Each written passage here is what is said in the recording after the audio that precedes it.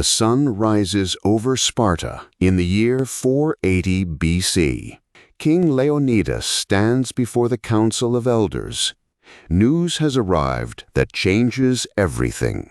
Xerxes, the Persian emperor, marches toward Greece with the largest army ever assembled. Historians estimate over 200,000 soldiers advance across the Hellespont into Europe.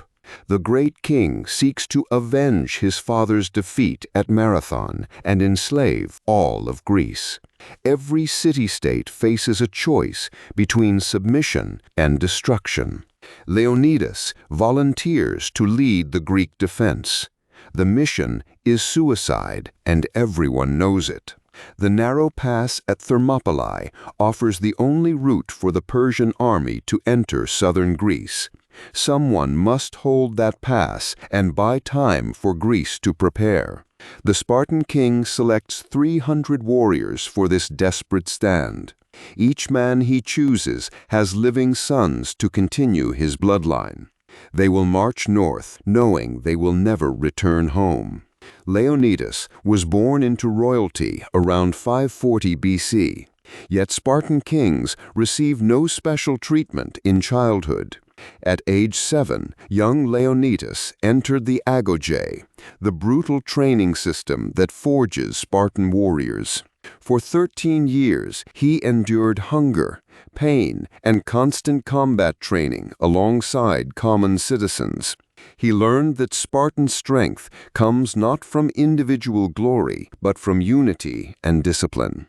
This education shapes the man who now leads his nation into its darkest hour. The Spartan military system creates the most feared soldiers in the ancient world. From birth, the state examines every child for weakness or deformity. Only the strong survive to become citizens. Boys train together in age groups, sleeping on reeds, eating minimal rations, and fighting daily. They learn that retreat brings dishonor worse than death. This culture produces warriors who view dying in battle as the highest honor. Leonidas embodies these values completely. The Persian threat transforms regional rivalries into existential crisis. Greek city-states have fought each other for generations. Athens and Sparta, the two greatest powers, share mutual distrust and competing visions of society. Yet Xerxes forces them to cooperate or perish separately. The Spartan king understands that defending Thermopylae means defending all of Greece, including Athens. Personal and political differences must wait. Survival comes first.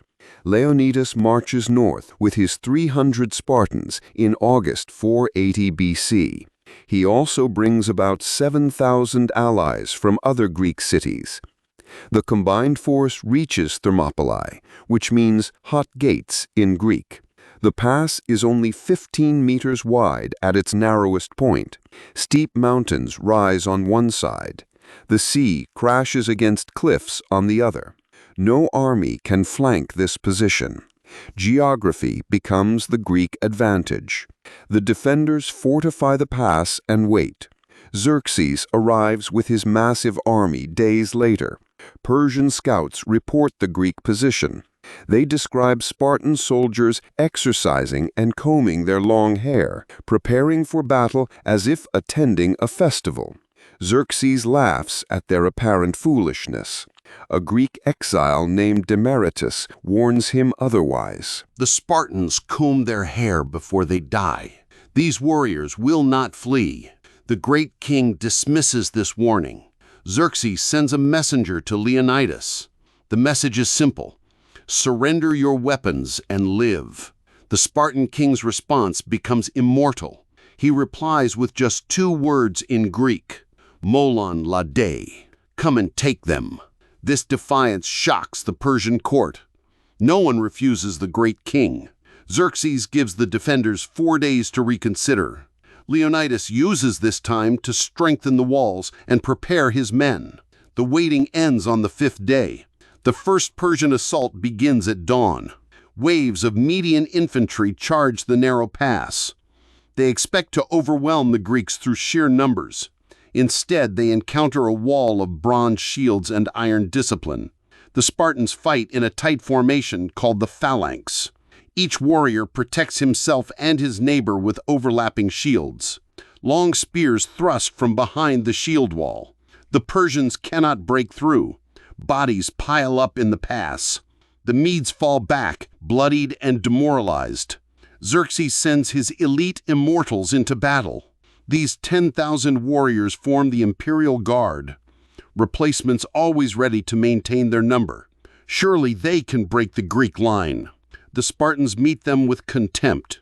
Superior numbers mean nothing in a space where only a few men can fight at once.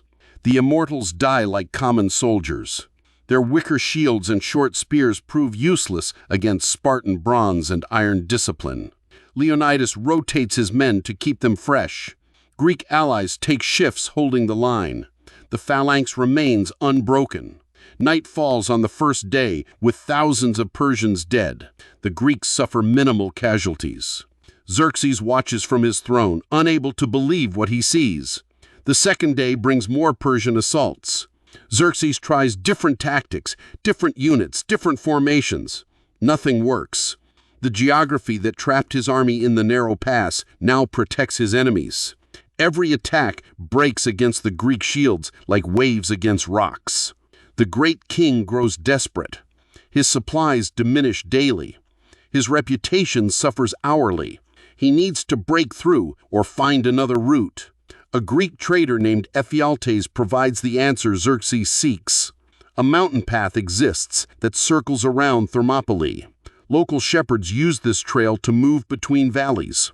The path is narrow and difficult, but a determined force can navigate it overnight. Ephialtes offers to guide Persian troops through the mountains in exchange for gold. The great king accepts immediately. He sends his immortals on the night march. By dawn, they will emerge behind the Greek position. A Greek scout spots the Persians on the mountain path just after midnight. He races back to warn Leonidas. The Spartan king calls his commanders together. The situation is clear. Persian forces will surround them by sunrise. Most Greek allies can still escape south before the trap closes. But someone must remain to slow the Persian advance and prevent them from catching the retreating Greeks. Leonidas knows what honor demands. The Spartan king orders most allies to withdraw immediately. About 2,000 volunteers choose to stay and die with the Spartans. Thespians and Thebans refuse to abandon the pass. These men understand they sacrifice themselves to save Greece. Dawn breaks on the third day. Leonidas leads his remaining warriors forward out of the defensive walls. They will not wait behind fortifications to be slaughtered. Spartans attack. The final battle erupts with savage intensity. Leonidas and his warriors charge straight into the main Persian army. They fight with the fury of men who have accepted death. Spears shatter, swords break. The Spartans use daggers, fists, and teeth when their weapons fail. They kill Xerxes' own brothers in the melee. The great king himself almost falls to Greek spears. The Persians retreat in confusion and fear. Leonidas falls fighting in the center of the carnage. The Persians recognize the Spartan king and swarm his body. They seek to capture it as a trophy. The surviving Spartans refuse this dishonor. They fight over their king's corpse 4 times. Each time, they drive the Persians back. The immortals finally arrive from the mountain path. The trap closes. The remaining Greeks retreat to a small hill. The Persians surround the hill completely. The defenders form a final circle. Shields outward, backs together. Arrows blacken the sky. The Greeks fall one by one under the missile barrage. When Xerxes finally dares to approach, he finds only corpses. Every defender died fighting. Not one Greek warrior surrendered. The pass is open. The Persian army marches south. But they have paid a terrible price for 3 days of delay. The Battle of Thermopylae ends in Persian victory but Spartan immortality. Xerxes lost over 20,000 soldiers to kill fewer than 2,000 Greeks. The delay allows Athens to evacuate its citizens before the Persians arrive. The Greek fleet gathers at Salamis. The sacrifice at Thermopylae buys time for organization and preparation. The moral impact proves even more valuable than the tactical delay. News of Leonidas and the 300 spreads across Greece like wildfire. The Spartan stand inspires resistance rather than submission. If 300 men can hold the Persian Empire for 3 days, what can all of Greece achieve united? City-states that considered surrender now prepare for war. The Greek fleet destroys the Persian navy at Salamis months later. The following year, Greek armies defeat Xerxes on land at Plataea.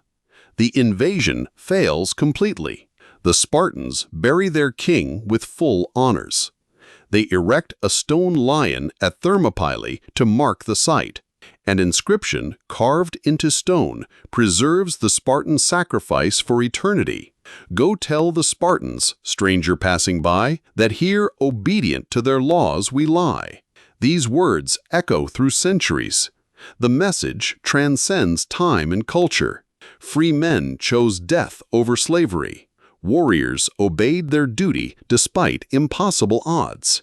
Thermopylae becomes the defining example of courage against overwhelming force.